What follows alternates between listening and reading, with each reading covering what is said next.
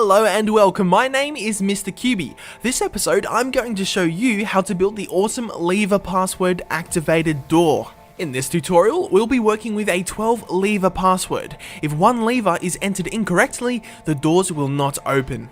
We'll be starting off with a decent password for the door, and then I'll run you through on how to change your password. But before we get into it, a big thanks to Mr. Clotton for the grand design of this beautiful contraption, so he'll be helping us with this tutorial. Here's what you'll need to build this baby in case you're making this in survival mode, or you just like to get a general idea of what makes up this contraption.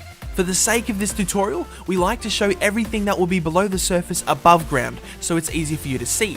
Therefore, we're going to start off by making a 5-block high line of wool.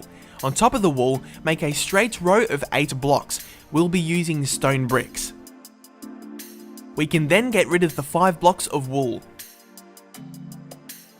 Next, make a 3-block high row of stone bricks at each end like so, followed by filling in another horizontal row of stone bricks.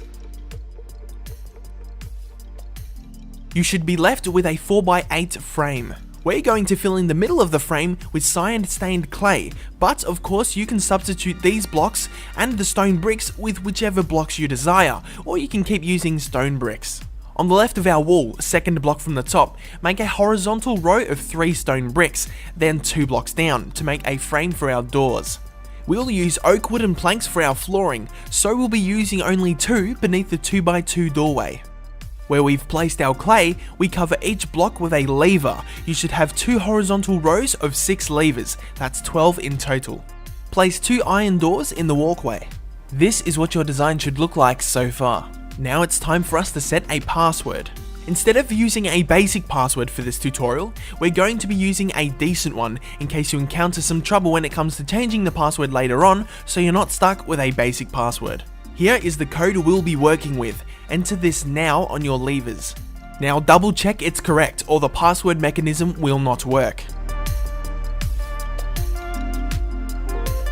On the other side of the wall, we place a redstone torch over each cyan stained clay block. There should be a total of 12 redstone torches, as each torch will be directly behind a lever on the other side of the wall. Now we're going to place down our wool blocks, where the redstone will be running on. We're going to be using a combination of white wool and lime wool. Everything that gets placed on lime wool is very important, as it signifies the redstone on these blocks will need to be changed in order to change the password. And the redstone on the white wool blocks do not have to be touched at all once placed. First, we're going to start off with our lime wool blocks. Make a row of 6 directly on top of the top row of redstone torches. Make another row of 6 lime wool blocks diagonal from the first 6. Do the same thing once more, diagonal from the last row. 2 blocks below the third row of lime wool, make another straight row of 6 lime wool blocks, like shown.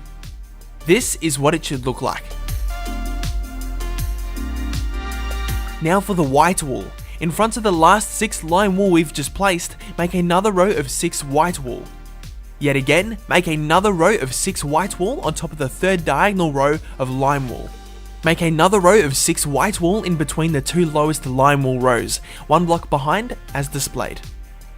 Now, over at the iron doors, follow Mr. Clotton's block placements carefully as he makes 2 platforms of white wool diagonal from each other. Follow again, watching carefully where he places these 2 blocks of white wool. This is what it should look like so far. Again, follow along very carefully with these next 4 white wool placements.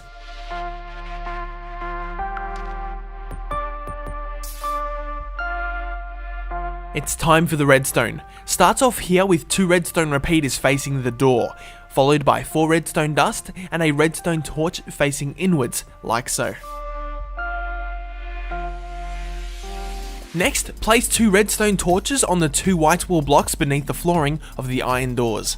On top of this row of white wool, make a row of 6 redstone dust across. Do the same with the very bottom row of white wool. As for the 6 white wool here on this side, make a row of 6 repeaters all facing the lime green wool. Place a redstone repeater here, facing the white wool in front of it, followed by 2 redstone dust trailing down to the redstone on the white wool below. Place a redstone torch here on the right of the bottom row of white wool. You should see the 2 iron doors open. It's time for setting the mechanism for the password. Over on the second row of lime wool from the top, we place 4 repeaters facing the white wall in front of it. In between the repeaters, on the first row of lime wool, we place 2 redstone torches.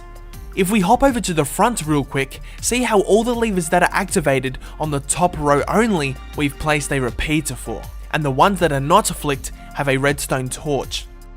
Now we still have the bottom row of levers to set the redstone for. Following the principle, we see the unflicked levers will still have a redstone torch, but this time the flicked levers will have a redstone dust. Follow along where we place the 3 redstone dust on the bottom row of lime wool. Remember, this will be behind the levers that are flicked on. As for the levers that are flicked off, following our rule, we place 3 redstone torches on the 3rd row of lime wool. Remember, they will be placed in the gaps in between the redstone dust we've just placed down below. And that, my friends, is how you set and change the password. You can set any password you desire as long as you stick to this principle. Top row flicked levers have a repeater, and top row unflicked levers have a redstone torch. Bottom row flicked levers have a redstone dust, and bottom row unflicked levers have a redstone torch. And don't forget where to place and face them.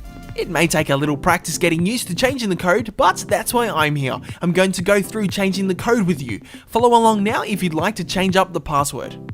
First, we have to reset all of our levers to off. To put it simply, make sure their handle is pointing upwards. This will be our new password we'll be changing the code to. Flick these levers now, ensuring it's 100% correct. Since we're changing the code, we get rid of everything on our lime wool blocks, and we follow the top row principle. Flicked levers have a repeater, and unflicked levers have a redstone torch. Next, set the mechanism for the bottom row of levers, following our bottom row principle. Flicked levers have a redstone dust, and unflicked levers have a redstone torch. The second you enter all the redstone correctly, your iron doors will open. To reset the password on the wall, unflick all the activated levers. The second one lever is flicked incorrectly, your iron doors will close shut. Feel free to change up the code again so you can personalize this build and of course have your own password. Go ahead and build around it however you like, protecting a house or a room that you value highly. And I think it will be worth noting not to place a block on top of this redstone torch here, or the redstone will go cahoots and burn itself out, closing the doors even with the password entered correctly. With this 12 lever password system, there are over 4,000 possible combinations of passwords, so good luck to whoever wants to try and break in. That is of course if you have World Guard turned on, otherwise people would happily mine their way through your wool. With this design of the lever password mechanism, you can technically have your password as big as you like. You can build it up to 14 levers wide, which is 28 levers in total. This would be classed as one full password section. This 28 lever password system has over 268 million combinations. If you'd like to add more levers to your password, you can add on another section of the redstone mechanism. In between each section, you place 2 redstone repeaters facing the direction of your doors. And what is honestly stopping you from adding more and more sections to create one humongous password? The possibilities are pretty much endless, so please, I encourage you to have as much fun as you possibly can with this. So,